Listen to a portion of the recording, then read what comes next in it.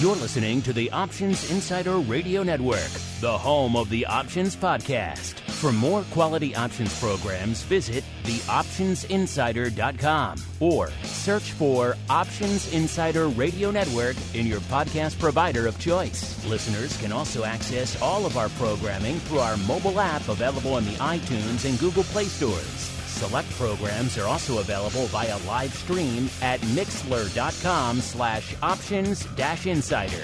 That's mixlr.com/options-insider. Don't forget to follow along with your favorite programs and submit your own questions for the hosts at twitter.com/options, stocktwits.com/options, facebook.com/theoptionsinsider, or via questions at theoptionsinsider.com.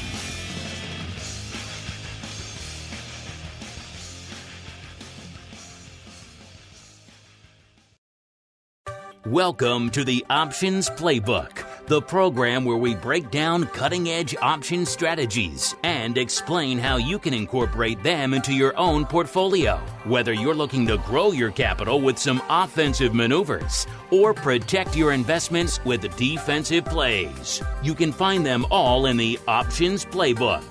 Now, let's open the playbook and get started. Wow, haven't heard that in quite some time, listeners. Yes, that music belongs to none other than the much beloved, much bemoaned, much missed Options Playbook Radio. But yeah, you're hearing it again, so maybe some fun stuff in store there for all you who've been waiting patiently with bated breath for the return of OPR. My name, of course, Mark Longo from the THE OptionsInsider.com, as well as from the network upon which so many of you have been binging and mainlining pretty much ever since OPR went on hiatus out there. A lot of you have been making up with shows like Options Bootcamp, which is very much a sister show to OPR, and our network does a lot of educational stuff there as well. So glad to see so many of you are discovering. But you all want your little bit of a taste, your little bit of a flavor of OPR. So we're happy to bring it back for you here right now. And joining me on the old Options Playbook Radio program, because you're not tuning in for me, listeners. You're tuning in for the options guy himself, Mr. Brian Overby. Now, I guess, from optionsplaybook.com. Mr. Overby, welcome back to the show, sir. It has been far too long. Oh, yes, it has, without a doubt. Oh, it's great to be back. And yeah, definitely love the sound of that music. Man, did I miss it. So, and I know we got some questions out there that are coming in. There's a lot to report on this topic, Options Playbook Radio in general. So I say let's huddle up and get her going, Mark. It's time to huddle up and answer questions about your favorite options plays. Submit your questions via twitter.com/options, facebook.com/theoptionsinsider, or questions at theoptionsinsider.com. All right, everybody, welcome to the Huddle, the portion of the show where Brian and I huddle up to tackle your listener questions. But Brian, there are some questions we've been getting for a while that I just can't answer. Which a lot of people have been writing in, like, what's up with OPR? Where's Options Playbook Radio? What's going on with the feed? What's going on with Brian? All of these, we've been fielding these endlessly ever since the show went away. So, Brian, let's start there, sir. The floor is yours. What's been going on with OPR? What's been going on with you? What is the status of the playbook? And what are your thoughts on the show going forward? It's a lot to deal with here at the start of the huddle.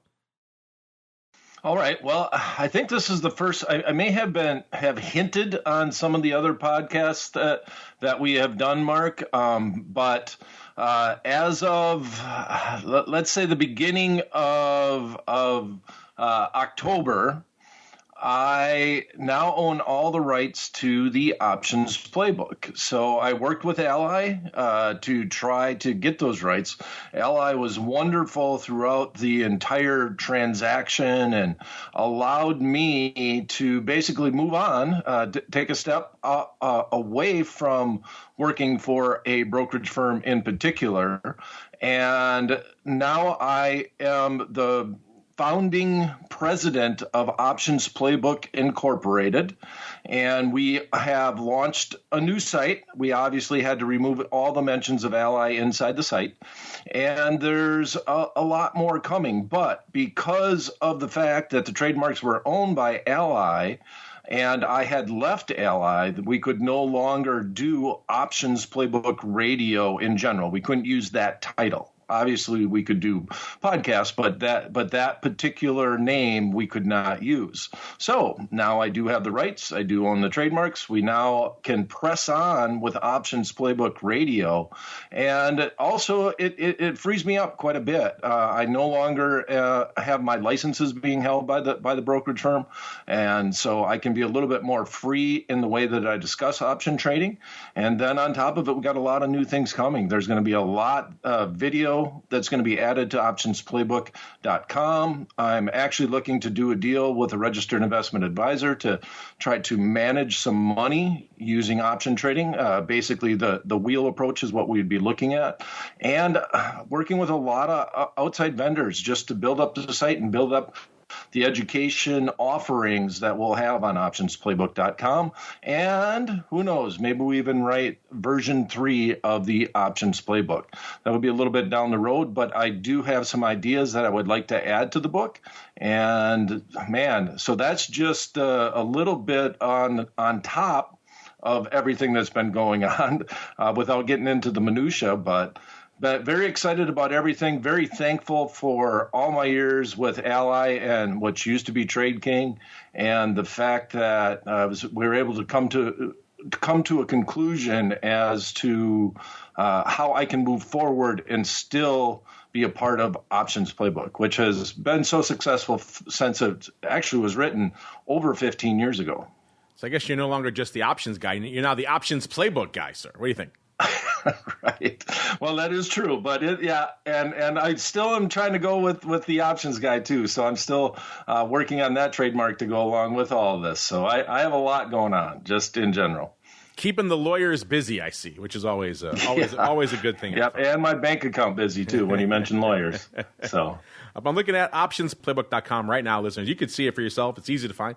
Like I said, the URL is just optionsplaybook.com. Going to look similar to what you saw before. Obviously, some of the branding has been removed, but layout-wise, design-wise, color-wise, it is very similar. But as Brian alluded to, sounds like it's going to be getting some new coats of paint, some new updates, and some new tweaks going forward. So if you were hungry for Options Playbook content in the meantime, optionsplaybook.com, a place you could go. Speaking of content, Brian, we haven't really chatted with you officially on this show quite some time, certainly since all this recent madness unfolded in the markets here. So maybe let's just dial it forward a little bit, just to the last few weeks. I'm sure listeners out there want to know your thoughts on just this insane market we've seen, certainly since post-Powell, when it's just been 1-2% upside. It seems like a day every day for the last couple of weeks. So explosive rally, 400 handles or so to the upside in the S&P right now. What are your thoughts on all this madness we've been seeing out there in the market recently?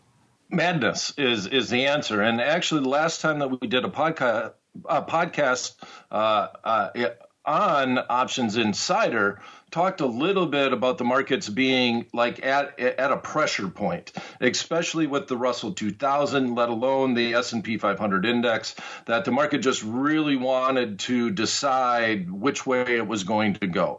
And I really think it was on the edge of the cliff. It either wanted to break down hard or break up hard. And we've had that strong move to the upside, which is a good thing. Everybody is now saying the soft landing is within the purview of my binoculars at this point in time. So we saw the 10-year obviously start coming down. We've seen the Fed Watch tool over at the CME changed dramatically about the probability of more Fed hikes going out into the new year. That probability has dropped quite a bit. There's even a scenario in March where they're saying I think it's now right around a 15% chance that we might actually see a cut in the Fed funds rate. And with that combined with the fact that we've seen the 10-year come off, and then we also had one huge landmine that a lot of people haven't been talking about. It's still out there. They've kicked the can down the road. But on the 17th, they were talking about, once again, another government shutdown. And we finally got a Speaker of the House. They were able to kick the can down the road. We're going to have this conversation once again. But one thing that really surprised me was this week started with the VIX index, right? Well, we had strong moves on the upside, which kind of helps things a little bit. So the marketplace was saying that they were thinking that the government would do something as far as passing a budget and not having a shutdown. The marketplace was believing in the U.S. government. I was not personally thinking that could happen, but they did. Now we're still going to have one more big date. Once again, they're still kicking the can down the road. They have no funding. And I'm not really sure how this is going to play out, but this most recent proposal does not include any additional aid for Israel or Ukraine. So not really sure how the market's going to take that as we see the geopolitical concerns play out up until, I think right now, it looks like January 19th. This bill would extend funding until about January 19th. So another big drop dead date that we're going to have. It'd really be nice to get that behind us, because that's the one thing that I think would really tip the scales on if we can pull off this soft landing or if we don't, if the Fed is actually going to be done raising interest rates and just policy in general. So it's awesome to see 4,500 in the S&P 500 index. I thought about wearing a hat today, but then I realized that it was a podcast, so it didn't really matter. But the 4,500 level in the SPX, we just haven't seen it in quite some time. And it's just nice to be back to that range. I think there's a little bit more, the marketplace loves when you remove uncertainties. And there's a lot less uncertainties right now at this point in time. And want to give a big shout out to the consumer. This has been one huge week of earnings as far as the consumer is concerned. And if we have an MVP for this economy game, it would be the retail consumer. They're the ones that have kept things afloat. Real good numbers from Target, from Home Depot, still showing that going into the holiday season that we got a chance that it could be a strong holiday season. Numbers were great. Way better than I had expected coming out this week. But I knew this week was going to be a big week. So kind of targeting, looking at it, and the VIX was right this time. The VIX had it right this time around. When we were down in the doldrums, that was only about 3 weeks ago. We saw the VIX index, I thought, was once again on the lower level. But right now, seeing the VIX trading right around that 14 handle, I think that is good news. And yeah, I'm excited about applying some cash going into the next year. Honestly, going into the Christmas holiday and all of that. So I've actually started a portfolio of deep in the money call options that I'm going to follow throughout the year, and I'm going to try to share that with everybody on all my webinars and podcasts, and just adjust those positions and just say, I want to buy some very liquid underlying stocks that I can buy deep in the money options as substitutes for the stock. And then recently I have been selling a lot of calls against them, and I would continue to do that going into the new year. But we're limiting our risk on the downside because there are still quite a few landmines out there. And as opposed in this portfolio, as opposed to trying to add any stock, I'm just going to do it for the first time, only buying deep in the money options. So it's going to be a test case for me this year in 2024. So that was a lot. But yeah, besides that, starting a company and kicking off optionsplaybook.com and maybe writing another book. I like it. I'm still fixated on the fact you have a S&P 4500 hat. I feel like I'm behind on the fashions. I need my S&P level hats. I need to go. Yeah, that might be a little bit of a fib, but honestly, it'd probably sell. We should probably throw it up there on Amazon. The fact we hit it today, maybe we could get some buyers out there. Let's cash in while the getting's good, sir. You put it up on Cafe Press. We'll put the link up on Twitter and YouTube. 1 day only sale, S&P 4500.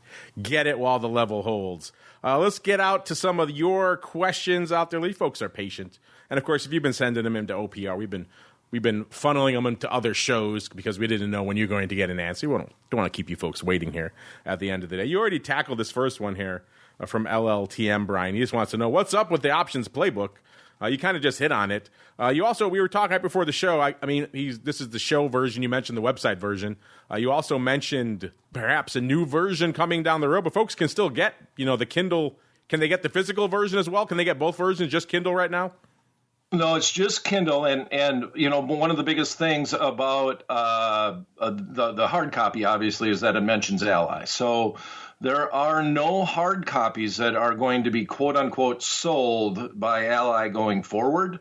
They do have some books in inventory. They're going to do something with them, but I really don't know exactly what they're going to do with them. But they're going to no longer be selling any Options Playbook on Amazon.com anymore.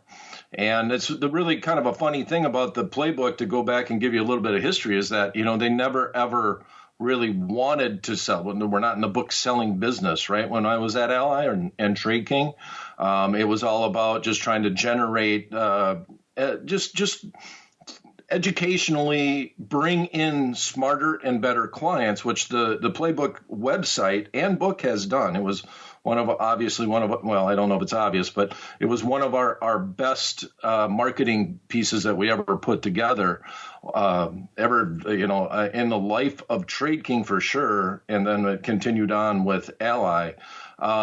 But with that said, we were easily selling 200 to 300 books a month continuously for over 15 years.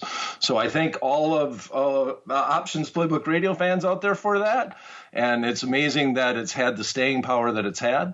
And once again, excited about the next steps that we're going to be making in that space. All right, exciting stuff there. Let's keep on rolling. Let's go out to Andrew. Andrew has a question, not the rock lobster we're all familiar with here on the network, unless he's sending in questions for OPR as well. He wants to know, are you surprised that options trading has held up into 2023 while small lot options trading at platforms like Robinhood has shriveled up? And yeah, you're right, Robinhood kind of missed their numbers on their most recent announcement, so not a good period for them, even though they think they did reduce some of their losses out there. So I guess it kind of is a bit of a glass half full, a glass half empty kind of thing. Either way, their stock is still pretty much down, even though it has rebounded from the low around earnings, I believe, of a little bit shy of $8. Looks like it's a little bit north of $8 right now, 8 1/3, even though it's selling off again today. So yeah, it's kind of been a bit of a mixed bag out there on the Robinhood front. They are blaming a dwindling trading activity. But you're right. On the flip side, what we talk about all the time here on the network, the options numbers looking pretty robust. In case you missed it, listeners, the numbers most recent coming out of our friends over there at OCC, the Options Clearing Corp, were for the month of October. And yeah, spoiler alert, it was another banger, listeners. 988.3 million. That 1 billion contract per month level has kind of become a new barometer, which is insane. Just to say that out loud, we expect now 1 billion contracts a month, but that's kind of what we've hit. We've hit that twice now this year, March, and I'm blanking on the other month. So that would put October at probably number 3 overall for all time. So that's nothing to sneeze at. Threatening 1 billion contracts in October. Some highlights here really quickly. Equity options actually taking a bit of a break, off 9.1%. ETF options up 25.6%. Index options up 32.5%. A lot of that on the back of the zero-day options explosion. So that's really one of the key contributors. You're asking why it is. Some of these new products like zero-day really starting to catch fire with people. That is helping to drive a lot of volume. But even VIX futures were up 48.6% in October compared to October a year ago. So Brian, it's across the board. It seems like in the option space, it's kind of been a winner, even if, as Andrew points out, some of the smaller stock traders are maybe starting to curtail their business. What are your thoughts? You were a broker guy for a long time. What were your thoughts on this continued volume resurgence we've seen in the options market post-pandemic? All right, so I'll start by answering a little bit on Robinhood, and then I'll get into the options. One of the big things, like with the small lot traders, I'm thankful for Robinhood for changing some of the ways that a lot of brokers do business. There was a huge segment of the population that really wasn't being represented, and the fact they perfected, I guess would be the word, buying fractional shares and allowing people to just slowly get into the marketplace and put a toehold in. I think that was good. And you saw a lot, like even Charles Schwab nowadays offers fractional shares, and it just makes it interesting for even young investors, teenagers, to come on in, open up a custodial account, and be able to dip their toe in the markets. Now, one of the things about that, though, is that they offered that technology, but not a lot of support to go with it. So what has happened, in the good times, when people are making money and the markets are rocking and rolling, those companies are going to do well. But I always like to say, the Warren Buffett quote that nobody knows who's swimming naked until the tide goes out. So in tough times, those accounts don't do well. They have a tendency to go away. They are very high maintenance accounts. They have a lot of questions like, where did my $10,000 go? That type of thing, by buying speculative stocks. And those clients, in general, a lot of brokerage firms would snub their nose at. They would charge fees. Like if you hadn't traded for a year, you're going to get a fee for the fact that you haven't traded. And they try to push those people away.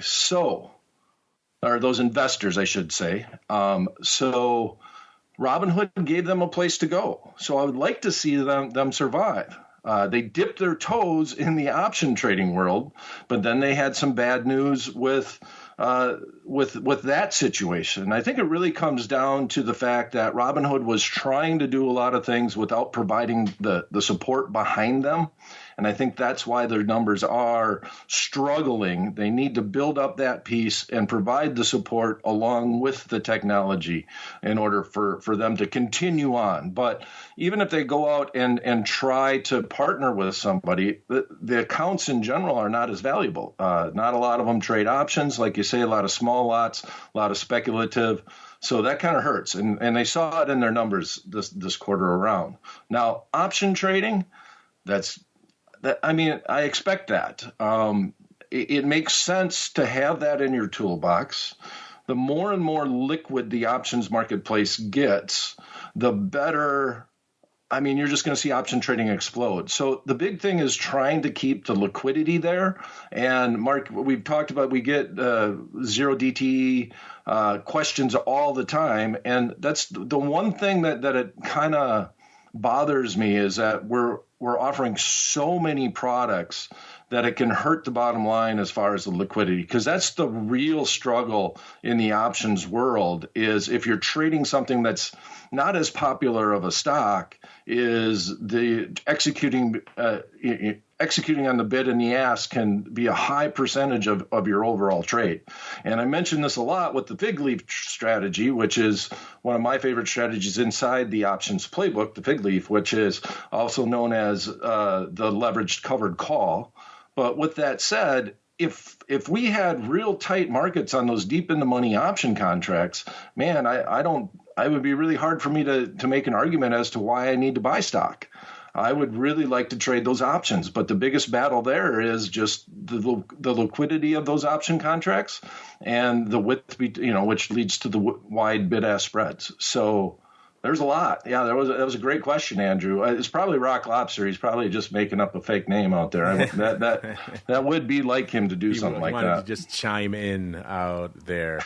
Yeah, that would be That would be something. So you're all in on the money calls these days. That's your go-to now. I like Well, I'm going to try it, because I have the freedom, so I can share some of that stuff now. So and I'm being blunt, I personally have never just opened up an account and only traded deep in the money option contracts. So I'm going to try to deal with some of those headaches. And I was really bearish on the market, especially through September and October.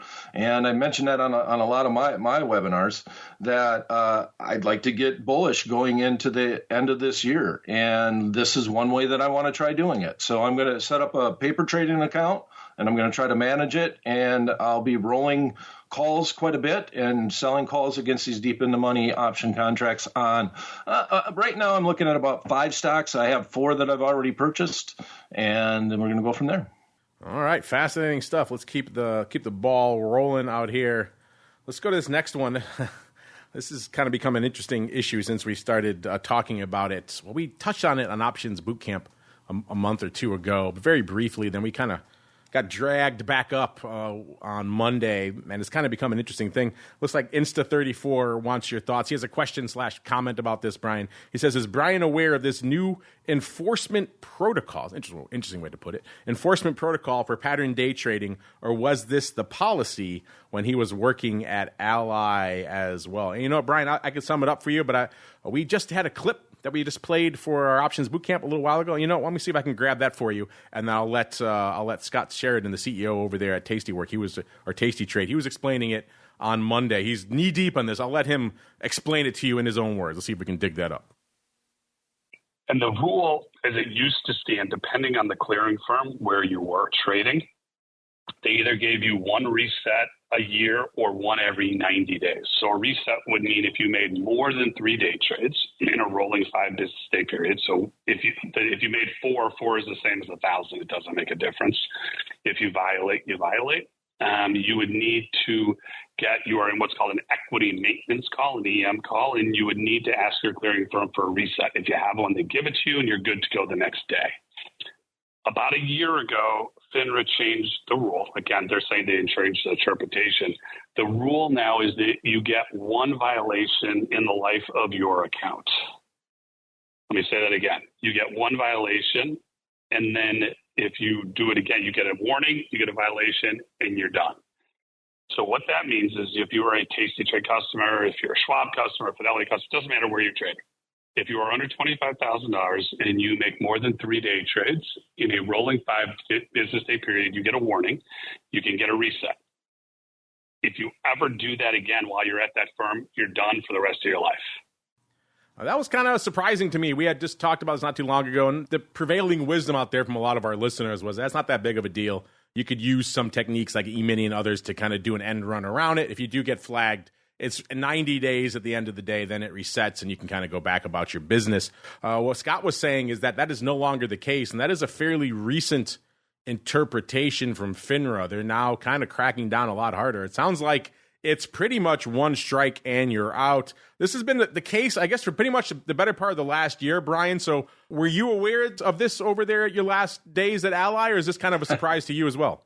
It's a surprise. I'll be blunt. Yeah, I haven't kept up with those type of rules, but just in general, understanding the understanding of how you would violate, because a lot of people that violate don't even know that they did it, that they tripped the landmine. And that's the thing that I think is the scariest part of all of it, is that a lot of people can avoid it once they learn about it, but there's no speed limit sign that is hanging on, the brokerage firm website saying, hey, you better not sell this or you're going to be in violation. And so, yeah, that's a scary thing. And it's not a good thing. You can go to another brokerage firm. I don't think that there's any limitations if I'm done with Fidelity because they've basically said I violated it, can I leave and go to another brokerage firm? So I guess that would be one of the hitches that would be in it. I've seen that happen before, honestly. And so that you start anew at a new brokerage firm. But man, that just seems silly to me to have to transfer your account just so that you can actually trade stocks again, the way that you would like, the longer term holds. And, if you want to be a pattern day trader, you're a pattern day trader. So I take it from this, if you violate it, you can still meet the equity requirements and still be a pattern day trader, right? I mean, your account just doesn't switch. Yeah, you can bring it to another firm. I assume. Right. That would be crazy if they just banned you altogether from the market for life. Right. You're out. You're done. You can never trade again. Well, I mean, you'd be a pattern day. You'd be labeled a pattern day trader across it'd be like being labeled a leper back in the day, right? If you go to this other brokerage firm, it follows you. I don't think that happens. But with that said, I think it's, so many people, that first violation, they don't even know that they got that violation. I've seen that for my entire life at these brokerage firms. So, I'm not happy about it. The brokerage firms have some power, and I've seen, like, even if you read the letter of the laws by FINRA, ideally even a butterfly, if you read how FINRA defines a butterfly, it's saying that if it's not a butterfly, like literally a 5 by 1 by 2 by 1, and it's 5 points wide between the strikes, it's not, you don't get the margin benefit. That's literally how they have written the rules. And they tried to enforce that for a minute, and the brokerage firms came back and pushed up against it. So this is big enough that I do think that you will see some pushback from the brokers. And I would not be surprised it's going to take a while, but within a year or so that you see this rule go back to the way it was. That would not surprise me at all.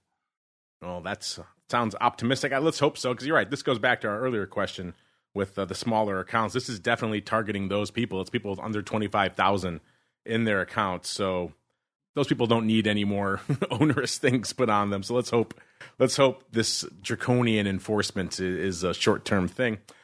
Speaking of short-term, this show is not short-term, Brian. We've already been going on for 30 minutes. We're having fun here, but let's squeeze in a couple more because we haven't been doing it in a while. The people have been waiting so patiently, Brian. Let's go out to Paul Kranick.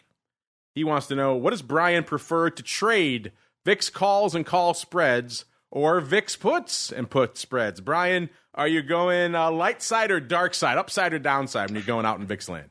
I'm going to say both. And I recently on a webinar was with Russell Rhodes, and he's the godfather of the VIX, at least the VIX books. At least I don't think there's anybody who's written as many books on the VIX as Russell. But I love the concept of selling a put spread to buy an out of the money call. That's another strategy. And I told him that. I said, Russell, when we were writing the playbook and we came up with the term the fig leaf, and it's obvious it's taken off a little bit. If you Google it nowadays, you'll see fig leaf option strategy that it is really now the name of that strategy. I'm like, you need to name this strategy. I think, because I don't know what I call that. You sell a put to buy an out of the money call. So I like to do that. I like to put the line on the sand below, sell, bring in some credit, and use it to buy some out of the money calls. So if I'm really like, that strategy to me would have been very solid going into the November 17th date, when seeing the VIX, where the VIX was trading, knowing that there was a chance that the government might not kick the can down the road with the appropriations. Then that, to me, that's a great trade, because if they don't do anything, the VIX stays where it's at. And if anything, it might drop a little bit. But then if they do something, or if they don't kick the can down the road, well, then who knows what's going to happen. And you can see that VIX skyrocket. So that's my favorite trade overall. But in general, I'd rather do spreads if I'm just doing a one-off trade in the VIX index. I'd rather do spreads than buy individual options outright.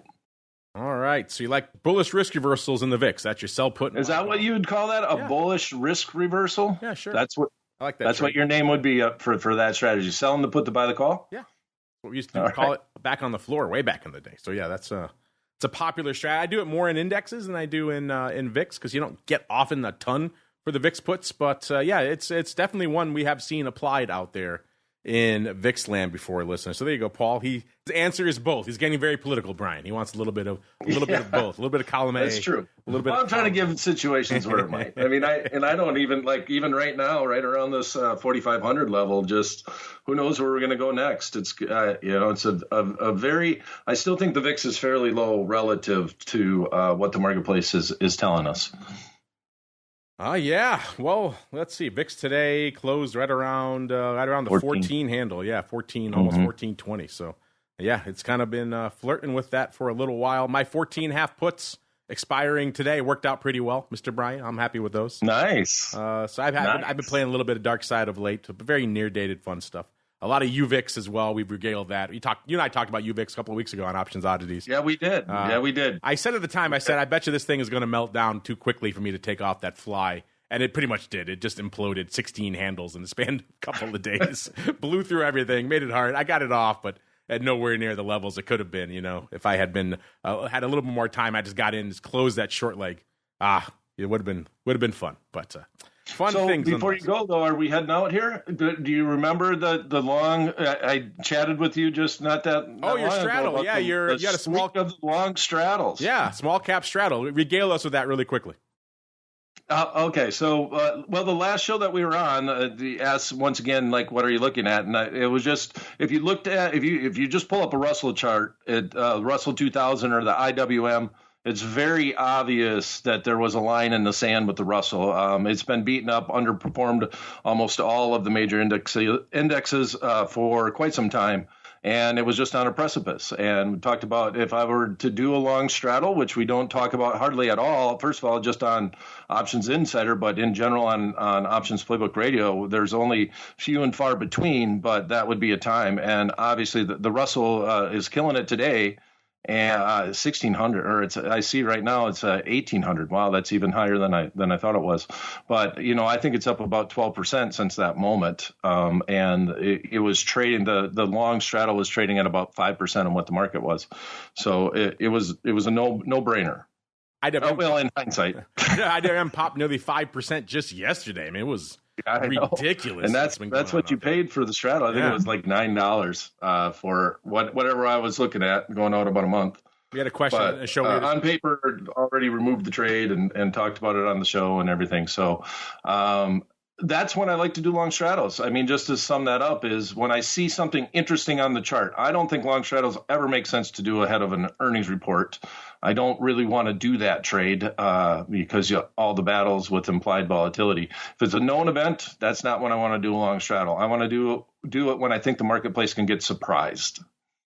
We were just talking about that on our Options Bootcamp show today. Someone asked, when do you like to do long straddles? And I said pretty much that scenario. And the S&P or the index or whatever you're trading is whipping 5%. Yeah, that's a good time to have a long straddle in your back pocket. Outside of that, probably not. Probably death by 1,000 cuts. But yeah, that's 5% in small caps. Small caps have been a crazy beast to watch. It's all been crazy, but small caps, a very special breed of crazy over the last few weeks. Let's get out of here. Really have. Yeah. And it's so great to see them bounce back because if anything, that's one of the bigger bullish signs that, you can point to a couple of things. The 10-year is what I think everybody's looking at, the interest rate. But just to see the Russell making some headway is a real good sign for the economy in general. Got to hear on this one. Kind of an interesting one. You are uniquely suited to discuss this one because you are not in Chicago, Brian. Brendan wants to know, is Chicago still the place to go if you want to make a career in options? And, of course, back in the day when I came out here, the answer was a resounding yes. This is where you came if you wanted to be a market maker or a broker or any sort of really options-specific career path. All the exchanges were here. All the volume was here. All the infrastructure, all the know-how, all the capital. It was all here. You had a little bit in New York. You had a little bit in San Fran, a little bit in Philly, and, of course, smattering in London and a few other places. But really, the lion's share of the volume and everything was all here. But that has changed a wee bit in the year 2023, Brian. You're a good example of that. You're making a career in these options things, and you are nowhere near Chi-Town. So what do you have to say here for Brendan, who wants to know, is Chicago still the place to go if you want to make a career in options? Well, in general, I would say yes, without a doubt. And I did, I'm now living close to Charlotte, just outside of Charlotte, North Carolina. And I spent the bulk of my younger days learning about options in Chicago. Worked for the Chicago Board Option Exchange, which is now CBOE Global Markets for many years. So I still think that is the place to go. But one of the things a lot of people don't understand, or that may not know, is that Charlotte is actually the bigger financial hub than Chicago when it comes to big banks. Relative to the population, Charlotte actually, from my understanding, has more of those headquarters in Charlotte than Chicago. So on a financial career, Charlotte is a very good place. And that was part of the reason we made that decision when we were Trade King and we started that company. I guess it's about 18 years ago, maybe 19 years ago now.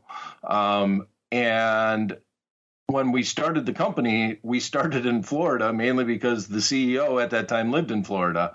And we really struggled trying to find people to answer phone calls and talk about the markets. So when we got big enough to expand, Charlotte was a no-brainer for us. It was within driving distance of where we were in Florida, in the Fort Lauderdale area. And and we have not had hardly any struggles with finding workers in Charlotte to answer calls and give customer service. So that's a little bit of a side note. It's not as heavy in the options trading world, but it is in the financial districts. This episode of OPR brought to you by the Charlotte Board of Tourism, listeners. Get down there. Check out Charlotte for yourself. A wonderful place to be, Brian. Oh, did I forget to tell you that I'm now the mayor of Charlotte? Oh, yes. I didn't throw that in there? You are at least the director of their Board of Tourism, sir. Well done. You did a good job evangelizing your new hometown. But yeah, Brendan, I think in a vacuum, it's still a great place to come. And it kind of depends what you want to do, obviously, as well. But as Brian points out, now that everything has gone electronic, the old standby was, can you run a hedge fund from a beach in Tahiti? The answer now is yes, you can, with just a phone, pretty much. So yeah, you can do a lot of things now that you couldn't do back then with the gift of technology. So if that's you, then it might depends what you want to do. You don't say here, but depending on that, you can make headway in other places, even though Chicago's still the mecca, at least for the time being. Brian, that music means we've come to the close of your first episode of OPR in quite some time. How was it? Was it like riding a bike? Did you never forget, sir? Shh, I'm trying to listen to the music, Mark. It is very fun, isn't it? No, it's great to hear that music. So, no, it was fun, as always, and it felt good to get all that off my chest. I've kind of been in that silent period for quite some time, so it's good to get out and let everybody know what's going on. There you go. And remind them again, Brian, in the meantime, in between episodes of this show, which are probably going to be sporadic for the time being as we get things worked out. But in the meantime, if folks want to check out what you got cooking, where should they go? What should they do, sir? Well, I'm going to start updating more on X, or formerly known as Twitter. My handle is at Brian Overby. That's simple. That'll probably where I'll be releasing a lot of information about what's to come up next with optionsplaybook.com and the actual book. We just released the Kindle actually today, so the new Kindle version is out and available. And follow me on X. There you go. Follow him on the old X. I have to say, Brian, it was fun doing a little bit of OPR. I like hearing that music again too. It's fun. It's got a certain je ne sais quoi that is all its own. No other song on the network, no other theme sounds quite like this one. So it's a fun one. Hopefully you enjoyed it, all you out there who've been asking us, where's OPR? Where's OPR? There you go.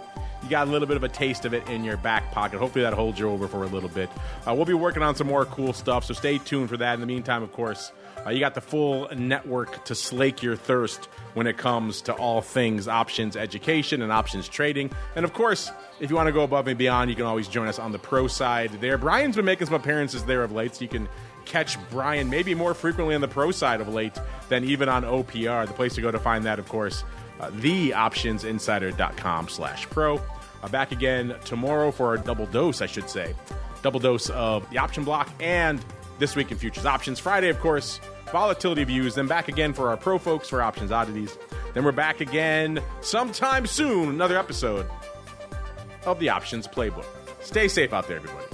You're listening to the Options Insider Radio Network, the home of the Options Podcast. For more quality options programs, visit theoptionsinsider.com or search for Options Insider Radio Network in your podcast provider of choice. Listeners can also access all of our programming through our mobile app available in the iTunes and Google Play stores. Select programs are also available via live stream at mixlr.com/options-insider.